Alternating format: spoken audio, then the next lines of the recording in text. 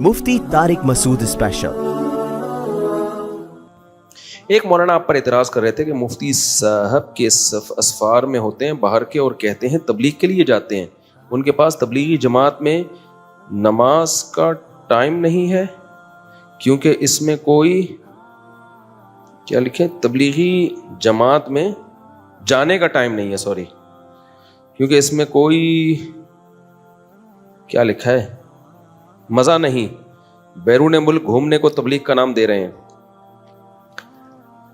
इनका मकसद कहना यह है कि भाई तबलीग के लिए जाना है तो तबलीग जमात में चले जाओ ना, तो आप तो अलग स्टाइल से जा रहे होते हो, तो जो मुझे बुलाएगा जिस स्टाइल में तो उसी स्टाइल में जाऊंगा ना। मुझे जो इनविटेशन आती है मुख्तलिफ मुल्कों से बयानात के लिए आती है, तो बयानात के लिए मैं ना जाऊं क्या, ये कहना चाहते हैं। अगर मैं तबलीग में साल के लिए चला जाऊं, वहां भी जाना चाहिए, तो वो वाले अंदाज से काम थोड़ी होगा जो दूसरे, क्योंकि तबलीग में तो एक ख़ास मखसूस तरीक़ा है, उससे आगे हटने की इजाज़त नहीं है, और वो उनका एक बनाया हुआ तरीक़ा है जो उनके लिए बहुत ही सूटेबल है। तो कोई भी तरीका हो, जिस तरीके से भी तबलीग करो। अच्छा, ये कह रहे हैं कि इसमें मज़ा बहुत है, जो जिस तरीका वाला मेरा वाला तरीका है, इसमें जाते हैं, इस्तक़बाल होता है, हलवे मांडे भी, खाने पीने भी होते हैं, दावतें भी होती हैं। ये कह सकते हैं कि भाई तबलीग में जब जमातें जाती हैं तो कोई इस्तक़बाल नहीं होता। उसका जवाब ये है कि मैं जहाँ भी दुनिया में जाता हूँ ना, मैं मना करता हूँ लोगों को बताने से, ताकि इस्तक़बाल ना हो। समझते हो? मैं अगर इस्तक़बाल करवाना चाहूँ ना, आपकी सोच जहाँ ख़त्म होती है ना, वहाँ से इस्तक़बाल शायद शुरू हो। अल्लाह बचाए, बड़ी बातों से हम जैसे नालायकों पे अल्लाह ने पर्दे डाले हुए हैं। ऐसे भी आई है कि हेलीकॉप्टर आपको एयरपोर्ट पे लेने के लिए आएगा, इतना क्राउड होगा। तभी मैं जिस कंट्री में जाता हूं, अंदर जाने के बाद बताता हूं मैं आया हुआ हूं, जाने से पहले अक्सर नहीं बता रहा होता, ताकि इस्तक़बाल ना हो।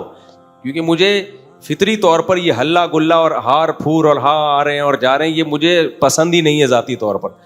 तो ये जो मज़े वाली आप बात कर रहे हैं। दूसरी बात, दावतें, तो दावतों से भी मैं कभी भी खुश नहीं होता, क्योंकि मुझे घर की भिंडी, घर के दाल चावल, घर की रोटी पसंद है। आज निहारी का मूड हुआ है बहुत दिनों के बाद, वो भी अपने खर्चे पे।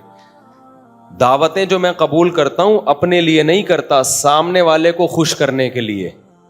समझते हो कि नहीं समझते? तो मेरी तबीयत पे बहुत बोझ होता है, क्योंकि फिर सामने वाले की मर्जी का खाना खाना है, टाइम भी सामने वाले का होगा, इससे सेहत का बेड़ा गर्क होता है।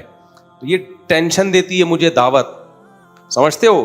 तो ये अल्लाह के लिए कुर्बानी है कि सफ़र में जाने के बाद मैं दावतें कबूल कर रहा होता हूँ। ये कुर्बानी है, ये कोई मज़ा नहीं है।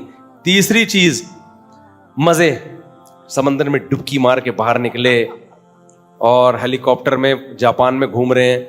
तो हेलीकॉप्टर में जो मैं जापान में घूमा, वो भी हमारे मेज़बान ने ज़बरदस्ती घुमाया, मोहब्बत में। मुझे हेलीकॉप्टर में घूमने का 5 रुपए का भी शौक़ नहीं था। हम कोई छोटे बच्चे थोड़ी हैं, मुन्ने थोड़ी हैं जो हेलीकॉप्टर में झूले मिल रहे हैं उनको, मुझे ज़रा भी नहीं था। उनकी ख्वाहिश थी, मुफ्ती साहब एक दफ़ा हमारे साथ हेलीकॉप्टर में यादगार सफ़र कर लो। तो वो भी अपनी खुशी के लिए नहीं, बल्कि मेज़बान की खुशी के लिए मैंने सफ़र किया। और ये सफ़र हाजी अब्दुल वहाब साहब रहमतुल्लाह अलैह ने भी किया होगा, और भी बुज़ुर्गों ने किया होगा, अपने लिए नहीं। तो ये मैंने इंजॉय नहीं किया, ये किसने इंजॉय किया है? समझ रहे हो? हाँ, हमने डुबकी इंजॉय की है, वो किसी के मशवरे पे नहीं, वो हमने खुद। तो क्या हम इंसान के बच्चे नहीं है क्या? इतना भी नहीं इंजॉय करने दोगे यार हमें? जा रहे हैं और डुबकी मार के निकल रहे हैं। अब सवाल पैदा होता है, तो मार लेते डुबकी, समंदर में निकल आते, वीडियो बनाने की क्या जरूरत है? तो अगर मेरी उस डुबकी को देखकर फैंस भी इंजॉय कर लें, तो गवर्नमेंट ने उन पर भी कोई पाबंदी? क्या ख्याल है भाई? बहुत से लोग इंजॉय कर रहे होते हैं, वाह भाई वाह, डुबकी हम मार रहे हैं, मजा किसको आ रहा है? मुर्गी हमारी अंडा दे रही है और मजा उनको आ रहा है जो व्लॉग देख रहे हैं अंडा देने का। तो इसमें क्या खराबी है यार? तो बाकी ये दौरे तबलीगी ही होते हैं, समझते हो? और इसमें ये नहीं मजे कम होते हैं, टेंशन ज्यादा होती है। यही वजह है, दुनिया में कौन ऐसा बेवकूफ होगा जो अमेरिका जाए और 1 हफ्ते के बाद वापस आ जाए? जबकि छुट्टी भी मेरी लंबी थी। 1 हफ्ते के बाद मैं क्या किया, वहां से भागा हूं। इतना रोका, और फ्री फोकट में था मैं वहां पे, क्योंकि मेरे खर्चे जिन्होंने इन्वाइट किया वो। आप बताओ, तुम्हें कोई जहाज का आने जाने का टिकट दे अमेरिका का, और तुम्हें वहां मुर्गे भी रोजाना खिला रहा हो, اور ہوٹل میں, لگژری ہوٹلوں میں رہائش بھی دے رہا ہو, تم ایک ہفتے میں آؤ گے واپس, تم وہیں وڑ جاؤ گے وہیں پہ, کیونکہ تمہیں بہت مزہ آ رہا ہوگا. چونکہ ہمیں مزہ نہیں آ رہا تھا, اس لیے ہم ایک ہفتے بعد ہم پاناما چلے گئے. وہاں سے ہم نے کہا نکل بھائی یہاں سے کہیں اور جاؤ. وہاں بھی ایک ہفتے کے بعد وہاں بھی بڑا مزہ آتا. میں جب گیا ہوں تو فری کا کھانا تھا, کیونکہ میزبان نے, ظاہر ہے مجھ سے کھانے کے پیسے تھوڑی لیں گے, اتنا تو الگ الگ کرتا ہی ہے نا اگلا. اس کے بعد میں ایک ہفتے میں تھک گیا, میں نے کہا بھائی واپس جانا ہے. تو اگر مزے ہوتے تو میری چھٹی بھی لمبی تھی, اس کے باوجود ہم واپس جلدی آ گئے. وجہ اس کی یہ تھی, خالصتاً تبلیغی دورہ تھا جس میں دماغ استعمال ہو رہا تھا, 2 گھنٹے کے بیانات ہو رہے تھے, تھک گیا تھا برے طریقے سے. اس کے بعد کھانے کے لیٹ نائٹ کھانا ہے, پھر اس کے بعد بدہضمی. اپنے گھر میں جیسے آدمی ٹانگیں پھیلا کے سوتا ہے بھائی, امریکہ ہو, جاپان ہو, یا کوئی بھی دنیا کا ملک ہو, شادی شدہ آدمی جو بچوں والا ہو, اس کو جو مزہ گھر میں آتا ہے, ہاں کوارے چھڑے چھاڑ کو نہیں آئے گا گھر میں مزہ, وہ کہے گا گھر سے باہر ہی رہو, گٹر پہ ڈھکن میں بیٹھ رہو. لیکن جب آدمی کا گھر ہوتا ہے نا, جو سکون اس کو گھر میں ملتا ہے وہ سکون دنیا میں اس کو کہیں بھی نہیں ملتا. تو تبلیغ میں بھی جانا چاہیے, میں یہ نہیں اس کی نفی نہیں کر رہا, اور تبلیغ کا کام زیادہ بڑا کام ہے, اس میں بھی دو رائے نہیں ہو سکتی. زیادہ اس لحاظ سے کہ وہ بڑا نیٹ ورک ہے, اس میں قربانیاں بہت ہیں, اور تبلیغ کی قربانیاں ہی ہیں جو ہم بھی اس راستے پہ چلے ہیں. باقی میں لوگوں سے اکثر ایک بات کہتا ہوں, اگر لوگ کہتے ہیں نا مولویوں کے مزے بہت ہوتے ہیں, تو ایک بچے کو مولوی بنا کیوں نہیں دیتے؟ مزے کا کس کو شوق نہیں ہوتا؟ بنا دو نا پھر. باقی لوگ کہتے ہیں جہاز میں جا رہے ہیں, تو جہاز میں 1 دفعہ یا 2 دفعہ مزہ آتا ہے, اس کے بعد جہاز کا سفر جتنی بڑی ٹینشن ہے نا, ٹرین میں زیادہ مزہ آتا ہے. ڈکٹ ڈکٹ نالوں سے گزرتی ہے, پھر پل سے گزرتی ہے. ہر پاکستان کی ٹرین میں ہر منٹ کے بعد ساؤنڈ چینج ہوگا آپ کا, ٹرین کا ساؤنڈ.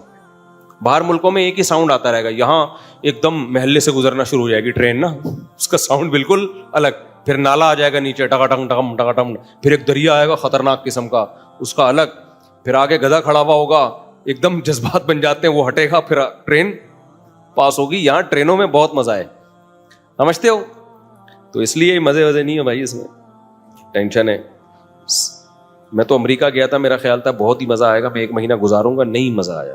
1 ہفتہ گزار کے مجھے بہت روک رہے تھے وہ, رک جاؤ. ادھر آیا ہوں, میرے استقبال میں گٹر کا مال ملادہ اٹھا کے گھر کے باہر رکھا ہوا تھا کسی نے.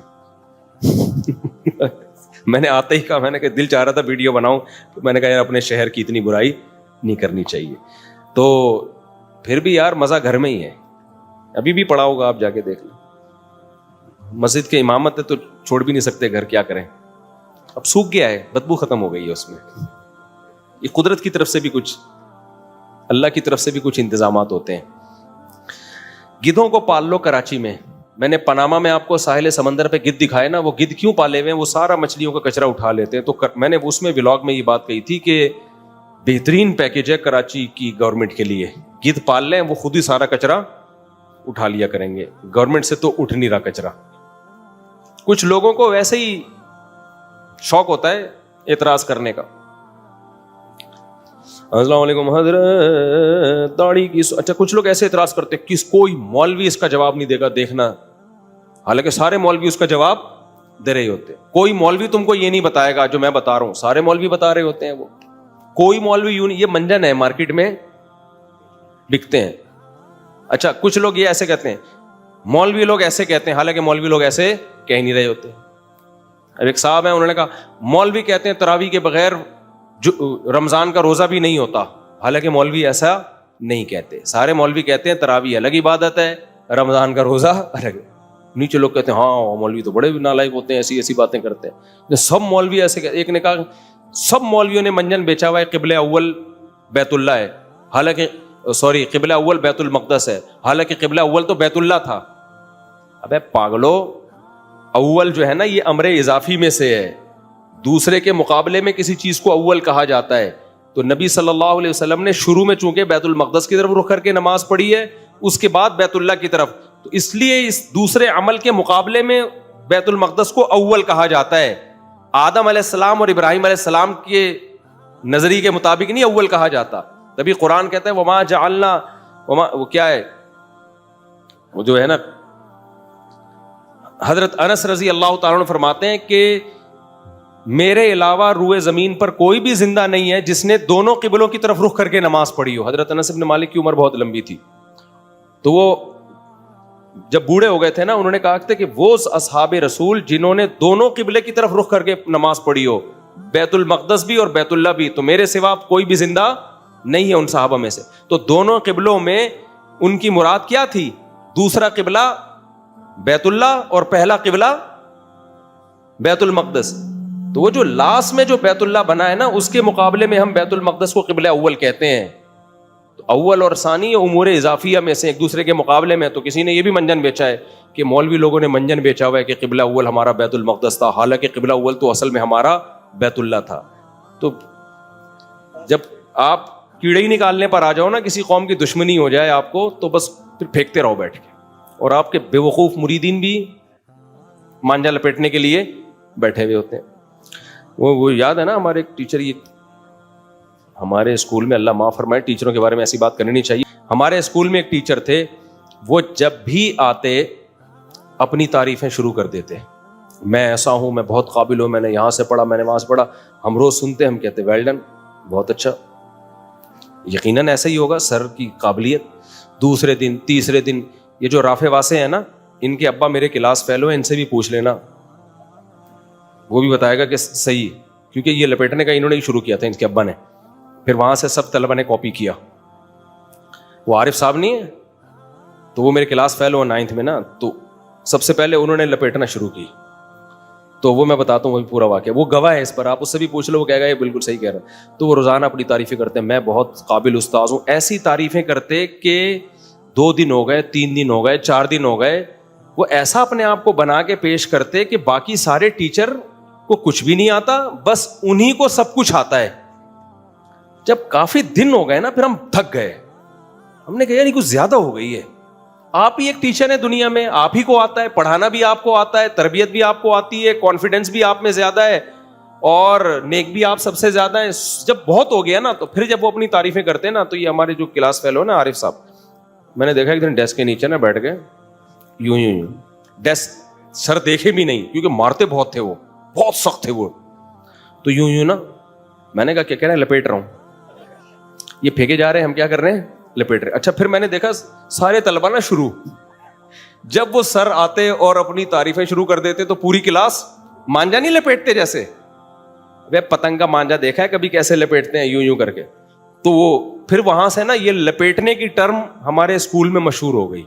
بھائی وہ پھینک رہا ہے, ہم کیا کر رہے ہیں, مانجا پھینک رہے ہیں, ہم کیا کر رہے ہیں, لپیٹ رہے ہیں. تو اللہ معاف فرمائے, ٹیچر کو ایسا نہیں کرنا چاہیے, لیکن ٹیچر کو بھی تو سوچنا چاہیے نا کہ بس کرو یار, آپ اپنی تعریفیں اس طور پہ تو نہ کرو نا کہ دوسرے سارے منجن بیچ رہے ہیں اور میں اکیلا ہی ہوں. ایک دن کیا ہوا, ہم بھی پھر ان کی تعریفیں سن کے شروع میں بہت متاثر ہو گئے, یار ٹیچر تو صرف یہی ہیں. وہ اتنے واقعات سناتے کہ اب دوسرے ٹیچروں کو نا ان سے جیلسی شروع ہو گئی, کیونکہ جب بھی کوئی دوسرے ٹیچر آتے, ہم کہتے وہ سر وہ ہیں, اصل وہ ہیں.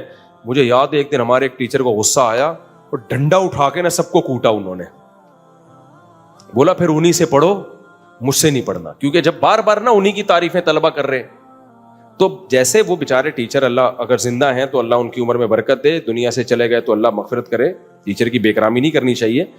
لیکن اسکالر کو, ٹیچر کو بھی تو یہ چاہیے کہ آپ ایسا امیج اپنا بنا کے پیش نہ کریں کہ لوگوں کو باقی سارے بے وقوف لگیں اور ایک آپ ہی لگیں دنیا میں عقل مند. آج یوٹیوب پہ ایسے اسکالرز ہیں کہ جب آپ ان کی تقریریں سنو, آپ کو لگے گا یہی ہے دنیا میں, باقی سارے کیا کر رہے ہیں, منجن بیچ رہے ہیں. اور ان میں ہر اسکالر سب کی نفی کر رہا ہوگا, زبان سے نہیں کہتے, وہ ان کی تقریروں سے ایسا لگتا ہے کہ میں آیا ہوں اصل میں, جو ابھی ایک پیکج لے کر آیا ہوں دین کا, میں ہوں اصل, باقی یہ سارے منجن بیچ رہے ہیں. تو جب بھی کوئی ایسی تقریر آئے کریں نا, آپ نے کیا کرنا ہے, نہیں شروع کر, جس سے وہ بھی ہو جائے گی, ایکسرسائز بھی ہو جائے گی آپ کی, اور متاثر بھی نہیں ہوگے, لپیٹنے کا عمل کیا ہوگا, شروع ہو جائے گا. بولے کہ پھینکے جاؤ. بھائی دنیا میں کوئی ایسا نہیں ہوتا کہ تو اکیلا ہی پیدا ہوا ہے اور باقی سارے بیکار ہیں. اسلام کیا اللہ 4-6 آدمیوں پہ ڈیپینڈ کر دے گا؟ بولو, اسلام آخری دین ہے, قیامت تک حفاظت ہوگی اس کی, کوئی نبی نہیں آئے گا. تو کیا ایسا ہو سکتا ہے کہ 4-6 مذہبی اسکالرز پہ اللہ اسلام کو ڈیپینڈ کر دے کہ جی 4-6 ہیں جن پر اب یہ صحیح دین ان کے پاس ہے؟ نہ 4-6 لاکھ 4-6 کروڑ تو ہو سکتے ہیں, وہ 4-6 افراد نہیں ہو سکتے. تو علماء, جو جمہور علماء جس طرف جا رہے ہو نا, اسی کو فالو کرنا چاہیے. تو 4-6 آدمیوں کی بات معتبر نہیں ہوتی. لوگ کہتے ہیں ہم دلیل کو دیکھیں گے کس کی. تو کیا بات ہے, اللہ نے 4 آدمیوں کو دلیل سمجھا دی, 4000 کو سمجھ میں نہیں آئی. ایسا تھوڑی ہوتا ہے. اچھا بھائی, کیا بیٹا اپنی امی کے چہرے پر بوسہ لے سکتا ہے؟ بالکل لے سکتا ہے. امی کے پیشانی پہ پیار کرنا چاہیے, ماں کو بھی چاہیے اپنے بچے کی پیشانی پہ پیار کرے. اچھا بھائی, پرانے لوگ کہتے ہیں کہ ماں باپ کو پیار کرنے سے وہ مر جاتے ہیں. نہیں مرتے بھائی, اپنے ٹائم پہ مریں گے وہ. ہاں مفتی صاحب, کیا شادی سے پہلے منگیتر سے بات کر سکتے ہیں؟ شادی سے پہلے کیا لکھا ہوا ہے؟ امی سے. بہرحال منگیتر سے بات کر سکتے ہیں؟ نہیں کر سکتے. بس ضرورت کی بات کرو, جو کوئی ضروری بات پوچھنی ہے کی, اس کے بعد ختم. اس کے بعد جو باتیں ہوں گی شادی کے بعد ہوگی, ورنہ بہت بڑی بڑی باتیں کر لو گے افورڈ. اور یہ یاد رکھو, شادی سے پہلے جب دوستی ہو گئی نا, 99% چانس ہے کہ شادی کے بعد اب یہ رشتہ کامیابی سے نہیں چلے گا. یہ مشاہدے پر مبنی ایک حقیقت ہے. جہاں شادی سے پہلے فری ہو گئے, شادی کے بعد ختم, کیونکہ بالکل رشتہ چینج ہو جاتا ہے. شادی کے بعد آپ شوہر بنتے ہو, عورت پر لازم ہوتا ہے آپ کو رسپیکٹ دے, وہ آپ کی اطاعت کرے, آپ پر ذمہ داریاں آ جاتی ہیں, وہ جذبات ختم ہو جاتے ہیں. تو عورت یہ چاہتی ہے کہ وہی جذبات اس کے رہے جو شادی سے پہلے تھے, کیونکہ وہ اس کی عادی ہو چکی ہے. جب وہ نہیں ملتے تو لڑائیاں ہوتی ہیں اور مرد بیزار آتا ہے پھر ایسی عورت سے. اس کے منہ سے آئی لو یو بھی نہیں پھوٹ رہا ہوتا شادی کے بعد. تو وہ عورتوں کو وہی جذبات چاہیے ہوتے ہیں. اکثر طلاقیں ہوتی ہیں, گوروں کو دیکھ لو, شادی سے پہلے میوچل انڈرسٹینڈنگ کے چکر میں ملتے بھی ہیں, بچے بھی حرام پیدا کر دیتے ہیں, ہوتے ہوتے 50 سال کے بعد جا کے شادی ہوتی ہے, ان میں بھی اکثر پھر طلاقیں ہو جاتی ہیں. وہاں بھی میں جب گیا نا پاناما میں, انہوں نے مجھے کہا کہ یہاں 50-55 سال کے بعد شادی ہوتی ہے, جو بہت ایک دوسرے کو سمجھتے اور کا کمال کی بات یہ ہے کہ جب تک گرل فرینڈ بوائے فرینڈ ہوتے ہیں ایک لڑائی بھی نہیں ہوتی. ادھر شادی ہوئی لڑائیاں شروع اور طلاقیں. تبھی کہتے ہیں یہاں مشہور ہے کہ شادی کرو ہی نہیں گرل فرینڈ سے, ایسے ہی چلاؤ. تو وہ اس لیے نہیں ہوئی ہے کہ شادی کی ہے, اس لیے کہ شادی سے پہلے اس کو کیا بنا لیا, گرل فرینڈ بنا دیا. اگر گرل فرینڈ نہ بناتے نا تو کامیاب ہو جاتی. وہ یہ کہہ رہے ہیں کہ شادی ٹوٹتی ہے اس لیے گرل فرینڈ رکھو, وہ نہیں ٹوٹتی. یہ غلط سوچ ہے بھائی. شادی سے پہلے گرل فرینڈ رکھو گے تو شادی ٹوٹے گی, تو اس سے گرل فرینڈ ہی بناؤ, ڈائریکٹ شادی پہ آؤ, پھر ٹوٹنے کا چانس کم ہے. اچھا بھائی, میرا سوال یہ ہے کہ میری شادی کی تاریخ فکس نہیں ہو رہی, ایسا 1 سال ہو گیا ہے, آپ اس کا حل بتا دیں. ابے تم جو تمہاری ٹینشن ہے مجھے کیوں بتا رہے ہو؟ آ کے فکس نہیں ہو رہی, جا کے لڑکی والوں کو بول دو. دیکھو میں نے جو اتنی شادیاں کی ہیں, تو کیا میری شادی ساری فکس ہو جاتی تھی جاتے ہی؟ ہم پیغام بھیجتے تھے بھائی کرنا ہے کرو, نہیں کرنا ہے تو ہمارے پاس انتظار کا ٹائم نہیں ہے, کوئی مجھے دوسرا رشتہ مل گیا اس سے بہتر میں وہاں کر لوں گا. یہ کام کر لیا کرو. تم بھی تو ایک ہی پہ لٹو ہوتے ہو, پھر اس سے تم جان ہی نہیں چھوڑ رہے ہوتے. پیغام بھیجو, کیونکہ صرف تمہیں شادی کی ضرورت نہیں ہے, لڑکیوں کو بھی ضرورت ہے. تم بولو بھائی میں شادی کے لیے اس سلسلے میں حاضر ہوا ہوں, آپ اگر کر سکتے ہیں تو 1-2 مہینے کا میں ٹائم دے سکتا ہوں, بہت زیادہ 6 مہینے کا ٹائم دے دو, اس سے زیادہ میں ٹائم نہیں دے سکتا. تو وہ کہیں گے نہیں دیکھیں ایکچولی, تو آپ بولیں بھائی ایکچولی نہیں, آپ کر لیں ٹھیک ہے, اگر میری کہیں اور دوران نہیں ہوئی تو میں دوبارہ ٹرائی مار لوں گا 6 مہینے بعد, لیکن میں آپ کے لیے باؤنڈ نہیں ہو سکتا. جب یہ اسٹائل اختیار کرو گے 4 ہو جائیں گی انشاءاللہ. اور یہ اسٹائل نہیں ہے تو ایک پہ بھی میں نے دیکھا 8-8 10-10 سال سے رشتے لٹکے ہوئے ہیں. تو کیوں ایک ہی پر سارا دل دے بیٹھتے ہو بھائی؟ دنیا میں بہت ساری لڑکیاں ہیں, محبت جب بھی شادی کرو گے نا کچھ ہو ہی جاتی ہے تھوڑے دنوں میں. اچھا بھائی مفتی صاحب, میری قوم کے لوگ مانتے ہیں کہ حضرت مہدی آئیں گے, اور کہتے ہیں کہ حدیث میں ہے کہ ایک بندہ آئے گا, ان کا نام نہیں ہے, اور یہ بھی حدیث میں ہے کہ 2 خلیفہ ایک دور میں ہو تو ایک کو قتل کر دو. حدیث میں یہ نہیں ہے 2 خلیفہ, حدیث میں آتا ہے جب کوئی مسلمانوں کا امیر بن جائے تو اس کے مقابلے میں جو بھی کھڑا ہو, صحیح مسلم کی حدیث, کائنم من کان, کیسا ہی کیوں نہ ہو, اس کو قتل کر دو. کیا مطلب؟ ایک امیر ہے, خلیفہ ہے, ایک بادشاہ ہے, ایک جو بھی حاکم ہے وہ برا ہے, اس کے خلاف دوسرا کھڑا ہو گیا بہت نیک ہے, تو حدیث کے مفہوم کیا ہے؟ اس نیک کو کیا کر دو؟ قتل. کائنم من کان کے الفاظ یہ بتا رہے ہیں کہ یہ بحث میں نہیں پڑھو کہ یہ اصل میں ایکچولی بہت اچھا ہے, وہ بہت برا ہے. بھائی یہ بحث نہیں کرنی, کیونکہ جب کوئی دوسرا اس کے مقابلے میں کھڑا ہوگا, بغاوت ہوگی, لڑائی ہوگی, قتل و غارت ہوگی, پتہ نہیں کامیاب ہوتا ہے کامیاب نہیں ہوتا, ملک کی ایسی کی تیسی ہو جائے گی. تو اس لیے اجتماعیت کو فوکس کیا گیا ہے کہ اتحاد رہے, بس بھلے غلط بندہ ہو لیکن اسٹیٹ مضبوط رہے. غلط بندے سے اسٹیٹ اتنی کمزور نہیں ہوتی, اس بندے کو ہٹانے کی کوشش میں جو خون خرابہ ہوتا ہے اس سے اسٹیٹ کمزور ہوتی ہے, اور اسلام دشمن قوتیں اس کا ناجائز فائدہ اٹھاتی ہیں. سمجھتے ہو کہ نہیں سمجھتے؟ یہ مطلب ہے حدیث کا.